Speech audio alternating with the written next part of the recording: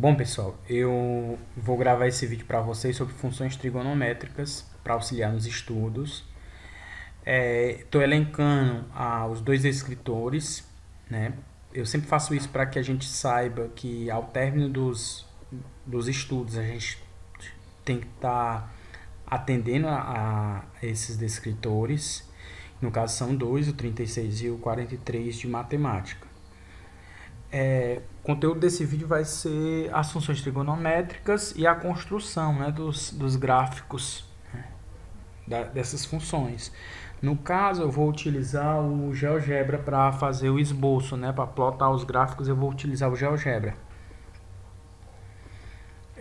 Antes de começar, vamos recapitular o ciclo trigonométrico. Quando a gente estuda trigonometria, é sempre interessante você tá na sua cabeça os arcos, né, os ângulos notáveis, né, através dessa tabelinha do 30, 45, 60 e também os ângulos, né, de 0,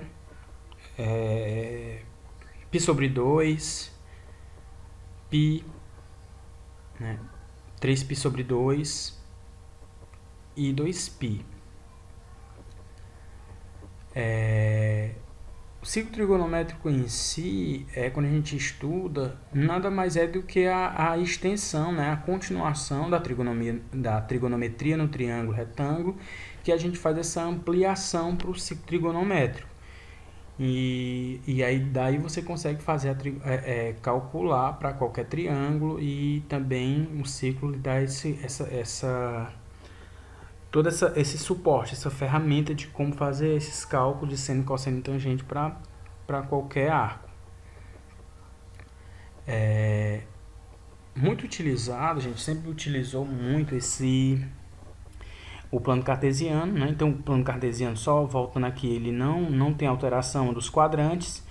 Lembrando que no sentido anti-horário os arcos são positivos, e os arcos que vierem negativo é apenas para sinalizar que eu estou iniciando um sentido horário, né? Então ele vai vir para cá, o arco, e vai receber um sinal de menos. Então esse menos é apenas para sinalizar isso, sinalizar que o arco está vindo nesse sentido.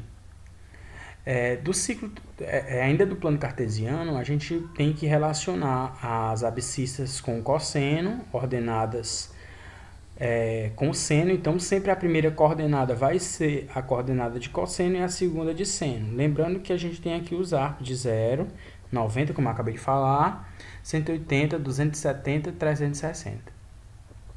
Nosso arco conhecido, com as suas correspondentes. A tabela dos arcos notáveis que a gente já fez em sala, né? Tanto o segundo quanto o terceiro ano já fez. E vamos para as funções. A primeira função que nós vamos estudar é a função seno. Função seno e função cosseno, elas têm características semelhantes. Usualmente a gente utiliza para representar o seno dessa forma. Só que a verdadeira cara da função seno é essa, certo? É como a gente chama de função, a genérica da função seno é essa. Então, a função seno tem 4 coeficientes. Coeficientes A, B, C e D. Eu simbolizei por A, B, C e D, mas poderia ser outras letras. A1, né? A1, A2, A3, A4, X1, X2, X3, X4. Não importa a representação. Mas a genérica dessas funções sempre terão 4 coeficientes. Se eu for reescrever essa função de acordo com essa genérica aqui dela, que é a função que a representa de forma completa, ela vai ficar dessa forma. O que é que acontece aqui? É mais cômodo a gente representar assim do que assim, né? Do que essa terceira linha aqui. Por quê? Porque eu estou somando um zero, então não vai fazer diferença a ela. Do ladinho dela aqui tem um produto com 1, então não tem problema. O arco também, eu estou fazendo o produto do arco com 1 e somando com 0, então não tem influência. Então ele se torna mais usual, mas que quando a gente vê a função seno, a gente tem que lembrar que ela é formada por essa, ela é composta por essa fórmula aqui, genérica completa. Cada coeficiente desse aqui, ele vai fazer uma movimentação no gráfico, que é isso que a gente vai ver, né? Então, cada um vai ter essa movimentação. Então, vamos iniciar pelo A. O que é que faz uma função trigonométrica que tem uma soma do A, né? Que tem um valor para A, que no caso, esse valor nosso aqui é 0. Mas se esse valor for menos 1, se for 1, o que é que vai acontecer com o gráfico dessa função?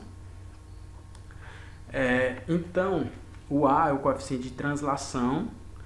O que é que você vai ver quando a gente desenhar, quando a gente esboçar esse gráfico?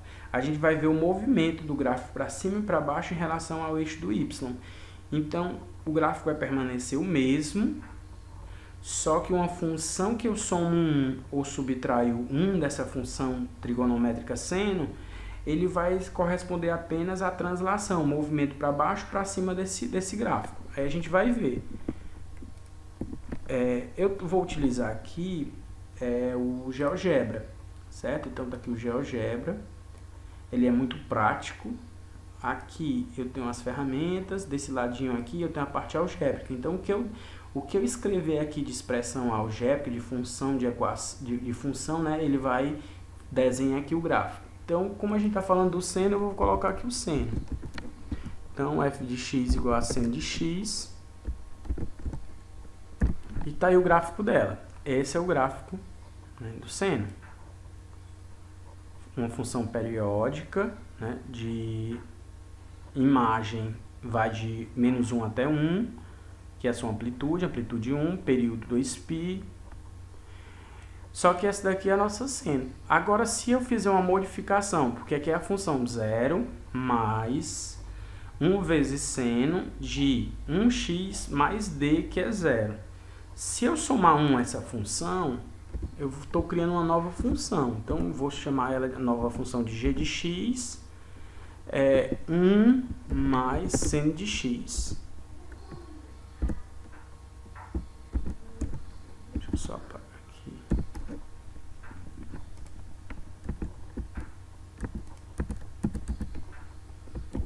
Mais seno de x. Pronto. O que foi que aconteceu com o gráfico?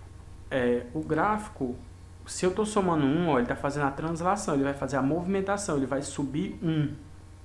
Ó, então ele está passando pelo 0, pela origem, e agora o novo, se eu somar, vai lá passar pelo 1. Né? E também não importa se vem antes ou se vem depois.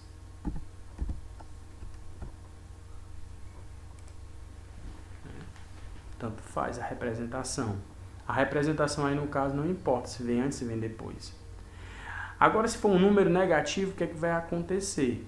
Se for um número negativo, eu vou criar um h de x e vou somar menos 1.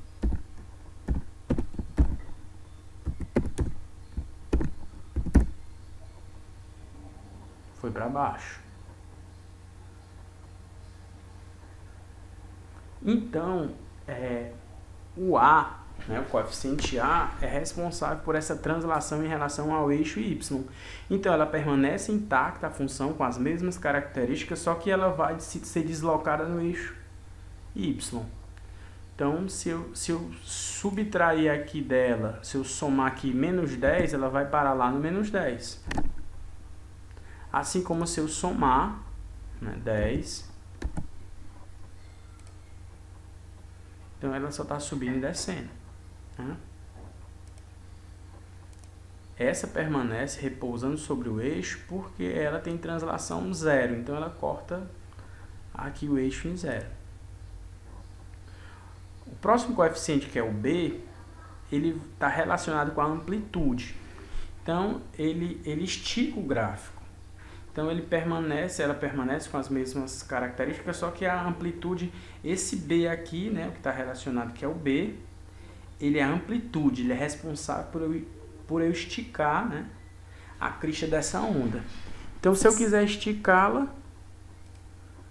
Vamos lá esticar essa onda. Então, o seno normal, se eu somar 1, aqui é a G, né? Eu vou colocar somado 1, para vocês lembrarem.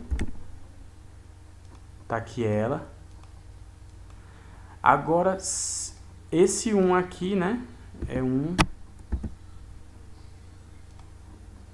Agora, se for 2, que é o B. Se o B for 2, o que é que vai acontecer? Eu vou tirar a amplitude dela. Vou apagar essa.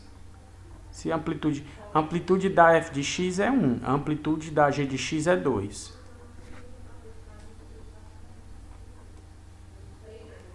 Então, essa mais rosa aqui, ela tem amplitude 1. Então, a f de x igual a seno de x. Agora, a g de x igual a 2. F de x igual a seno de x. G de x igual a 2. Seno de x. O que aconteceu? Deu uma esticada aqui. E a amplitude, como a amplitude é 2, estica.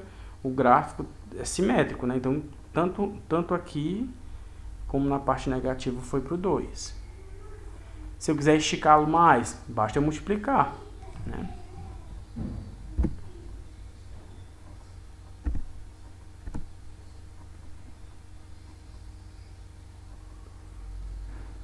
Agora, se eu multiplicar por um valor negativo, olha aí o que vai acontecer.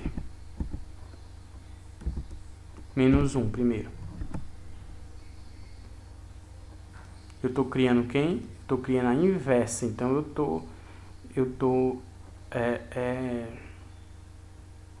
na verdade, não é a inversa. É a oposta. Então, eu estou fazendo essa parte aqui. Que esse trecho aqui de 0 até π negativo vai ficar positivo, e a parte negativa de π até 2π vai ficar positivo, se eu multiplicar por menos 1. Certo? Então, eu altero a crista dela, a crista da onda, né? Se eu multiplicar aqui por 3, então o B aqui alterou. Agora o C. O C é responsável pelo período, né? O período está relacionado com a frequência, que na verdade são as quantidades de ondas que eu vou ter em um determinado espaço. Então, como ele tem 1, então aqui, se a gente for contar, de grosso modo, a função seno, se o C está aqui do ladinho do arco e ele comanda a quantidade de ondas, que é o período, então veja aqui que eu só tenho, ó, 1, 2, aí para aqui, porque ele é período 2π. Agora, se eu comprimir mais o gráfico, esse gráfico eu vou ter mais ondas, de 0 a 2π. O que vai direcionar isso é o C, né, que é o período. Então, se eu multiplicar por 2 o x, que é do ladinho fica o C, ó, eu vou fazer em outro, porque aí vocês percebem a diferença.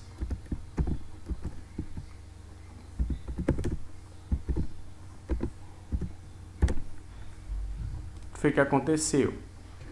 Função original, e a função azul é a seno de 2x. Né? Então, o que aconteceu? Ele tem, ó, mais ondas. 1, 2, 3. Então, ele altera a frequência. Né? Ele vai estar relacionado com a frequência.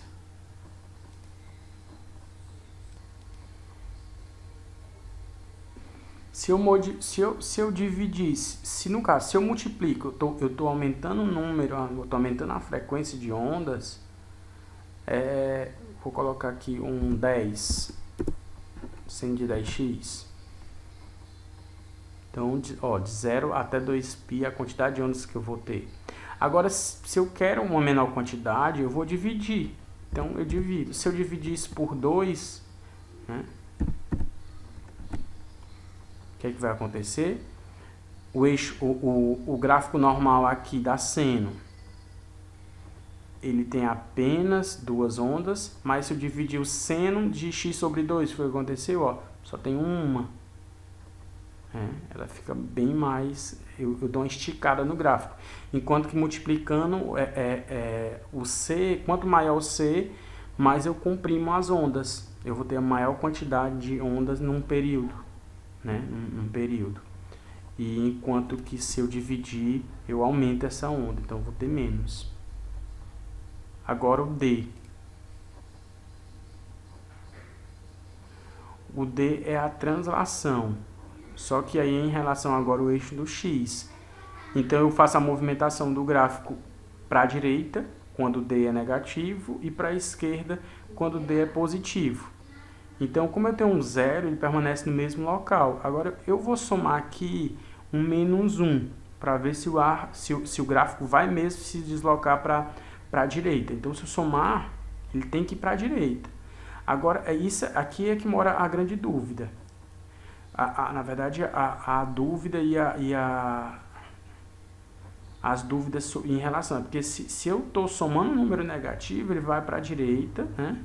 Tem que estar bem claro. Se eu somo um número negativo, vai para a direita. Se é um número positivo, vai para a esquerda. Então, vou somar menos 1 aqui para ver o que é que acontece. Então, vou deixar ela igual agora. E vou o menos 1.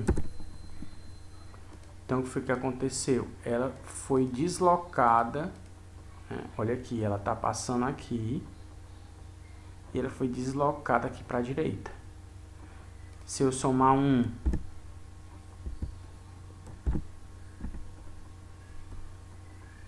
ela vai para a esquerda.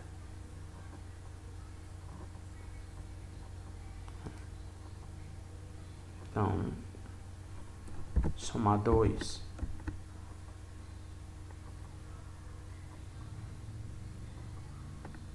Então, deixa eu fazer outra H aqui para que a gente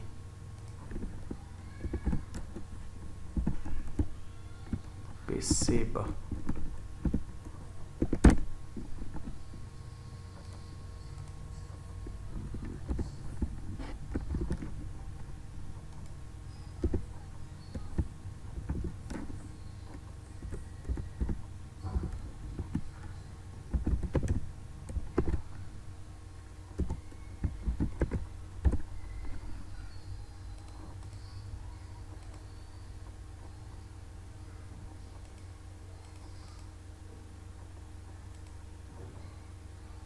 Então, ela foi deslocada para cá e com 4 para cá. Então, eu consigo fazer essa movimentação com ela. E vamos fazer uma completa, né? Vamos fazer aqui uma J de X completa. Então, vai ser uma, vou chamar aqui de, ela vai ter translação 1 mais amplitude 2. Eu vou deixar ela com período 2 também. E eu vou deslocar ela para a direita. Em 2.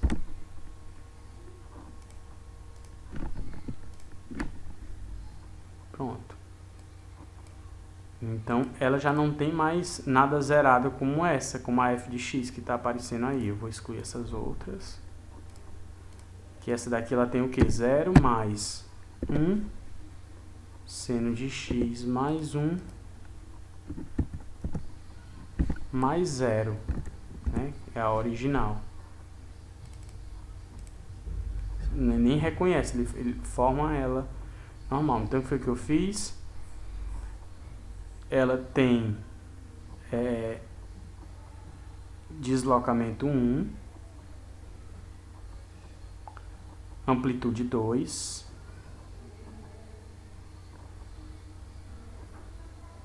frequência, né, 2, e o deslocamento em relação ao x também 2. Então, ela está toda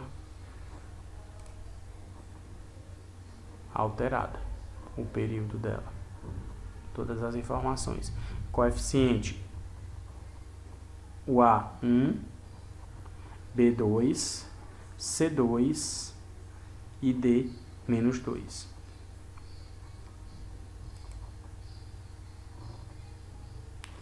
Então, para finalizar, é isso. Essas são as alterações.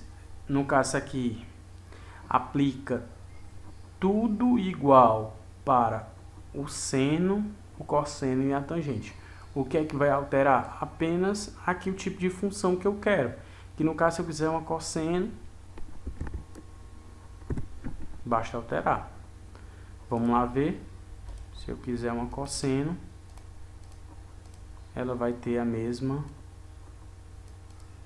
Eu vou colocar aqui a cosseno.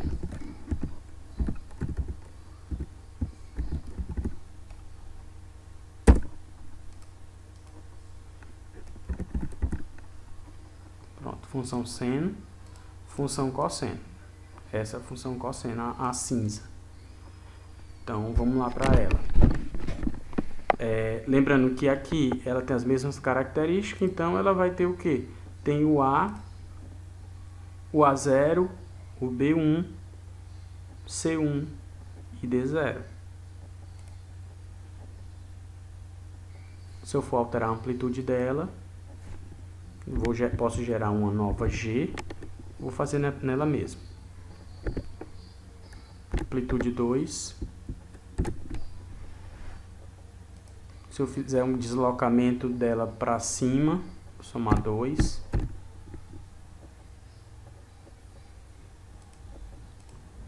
Quiser aumentar as frequências, descê-la, deslocar em relação ao eixo das abscissas, A, B, C e D. Translação para cima e para baixo, amplitude, esticar, né?